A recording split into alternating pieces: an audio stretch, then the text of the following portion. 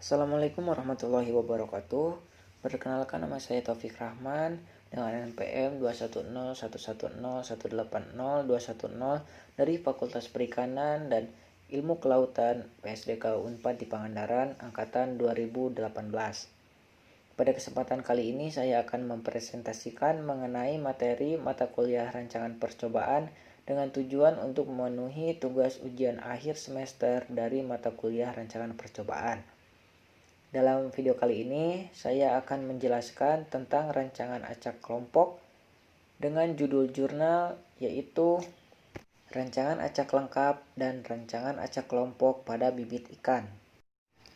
Apa aja sih yang bakalan kita bahas pada kesempatan kali ini? Yang pertama ada pendahuluan, tabel pengamatan, perhitungan, tabel ANOVA, hipotesis, dan kesimpulan. Masuk ke pembahasan pertama, yaitu pendahuluan. Balai Benih Ikan atau BBI Purwogondo Kabupaten Kendal merupakan instansi pemerintah dan satu-satunya UPTD di bawah pengelolaan dan pengawasan dari Dinas Kelautan dan Perikanan yang bertugas menangani pembudidayaan bibit ikan di wilayah Kabupaten Kendal.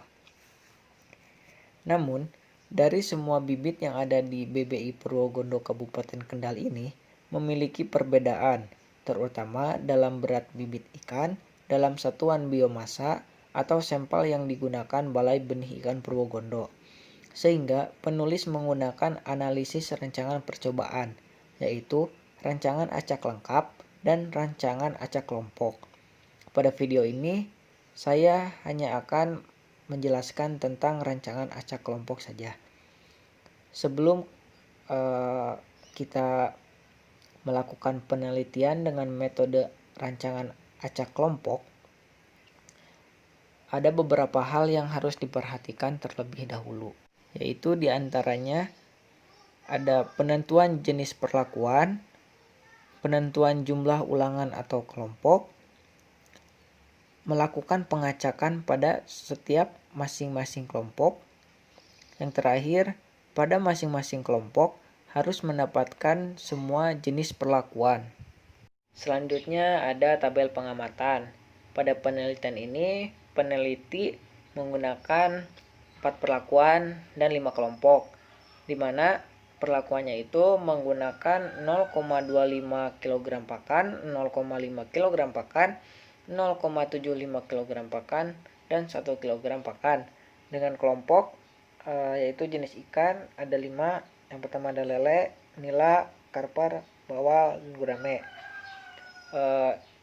Tabel ini merupakan data pertambahan berat pada bibit ikan umur 70 hari dalam satuan ons. Nah, dalam jurnal ini tidak disebutkan berapa hari atau berapa bulan mereka melakukan penelitian, tapi mereka mendapatkan data bahwa dengan 0,25 kg pakan, ikan lele akan bertambah berat 19,6 ons. Nah, untuk ikan nila 13,6 ons, ikan karper 13,2 ons, bawal 11,8 ons, gurame 12,6 ons, dan seterusnya. Nah, setelah itu data-data itu dijumlahkan. Untuk sebelah kanan itu merupakan jumlah dari kelompok dan rata-rata kelompok, sedangkan yang di bawah merupakan total perlakuan. Setelah data-datanya dimasukkan ke dalam tabel pengamatan, kemudian dihitung terlebih dahulu. Nah, setelah dihitung, barulah dimasukkan ke dalam tabel ANOVA.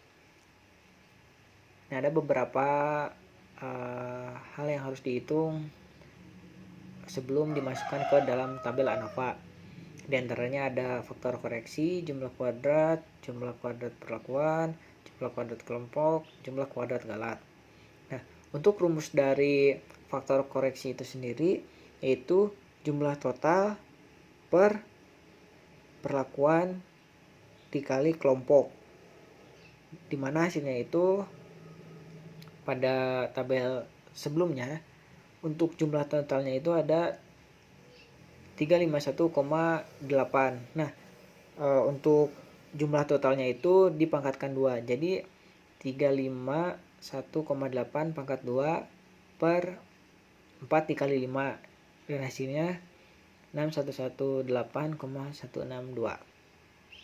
Untuk rumus dari JKT atau jumlah kuadrat total, yaitu respon pada kelompok 1 perlakuan 1 ditambah respon kelompok 1 perlakuan 2 dan seterusnya, kemudian dikurangi FK. Nah, untuk di tabel sebelumnya, untuk respon pada kelompok 1 perlakuan 1 itu mendapatkan data 19,6 dan itu juga dikuadratkan dan seterusnya. Kemudian sampai semua data yang tadi itu masuk sini, kemudian kurangi FK dan hasilnya itu 412,838.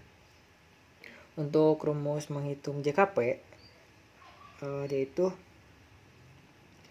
jumlah total perlakuan dipangkat 2 per kelompok dikurangi FK.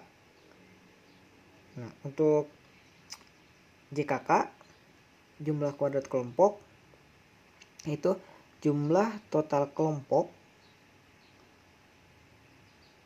per perlakuan dikurangi FK. Untuk jumlah kelompoknya itu semua data yang tadi dimasukkan sama dengan jumlah kuadrat total dan dipangkatkan 2 juga.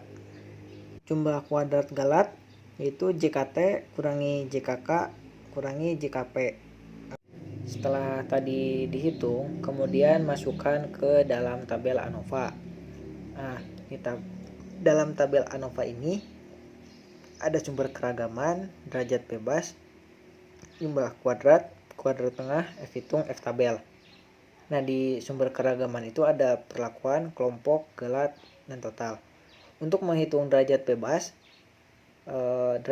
perlakuan, jumlah perlakuan dikurangi 1. Untuk derajat bebas kelompok, itu jumlah kelompok dikurangi 1. Untuk derajat bebas galat itu derajat bebas perlakuan dikali derajat bebas kelompok, kemudian ditotalkan. Untuk jumlah kuadratnya itu masukin saja dari perhitungan tadi. Dalam perhitungan tadi itu untuk jumlah kuadrat perlakuannya itu ada 85,83. Terus untuk jumlah kuadrat kelompoknya ada 28,82. Nah, untuk jumlah kuadrat galatnya itu 44,2. Kemudian setelah ditotalkan menjadi 412,838. Nah, untuk menghitung kuadrat tengah itu kuadrat tengah perlakuan itu jumlah kuadrat perlakuan per derajat bebas perlakuan. Untuk kuadrat tengah kelompok itu rumusnya jumlah kuadrat kelompok per derajat bebas kelompok. Untuk kuadrat tengah galat rumusnya jumlah kuadrat galat per derajat bebas galat. Untuk F hitung perlakuan rumusnya yaitu KTP dibagi KTG. Nah, untuk F hitung kelompok itu KTK dibagi KTG. Nah, untuk F tabel sendiri itu didapatnya dari tabel. Pembahasan berikutnya adalah hipotesis. Nah, apa sih hipotesis itu? Hipotesis merupakan jawaban sementara terhadap hasil percobaan yang akan diterima. Nah, di penelitian ini ada hipotesis. Nah, di antaranya ada hipotesis untuk pengaruh perlakuan, di mana H0 tidak ada pengaruh pemberian jumlah pakan terhadap berat bibit ikan. H1 paling sedikit ada satu pengaruh pemberian jumlah pakan terhadap berat bibit ikan. Terus ada juga hipotesis untuk pengaruh kelompok. Nah, H0-nya tidak ada pengaruh jenis ikan terhadap berat bibit ikan. H1 paling sedikit ada satu pengaruh jenis ikan terhadap berat bibit ikan. Kemudian ada taraf uji menggunakan 5% sama dengan 0,05. Kemudian ada kriteria uji tolak H0 jika nilai F hitung lebih dari F tabel. Nah, terus ada keputusan di mana 7,767741 lebih dari 3,49, maka H0 ditolak. Untuk pengaruh perlakuan dan 19,19511 lebih dari 3,26, maka H0 ditolak untuk pengaruh kelompok. Terakhir ada kesimpulan. Nah, untuk kesimpulannya ini paling sedikit ada satu pengaruh pemberian jumlah pakan terhadap berat bibit ikan, dan paling sedikit ada satu pengaruh jenis ikan terhadap berat bibit ikan. Berdasarkan analisis rancangan acak kelompok, diketahui pemberian jumlah pakan yang efektif adalah 0,75 kg. Sekian presentasi dari saya. Mohon maaf bila ada kesalahan atau kekurangan dalam hal menyampaikan materi rancangan acak kelompok pada kesempatan kali ini. Wabillahi taufiq wal hidayah. Wassalamualaikum warahmatullahi wabarakatuh.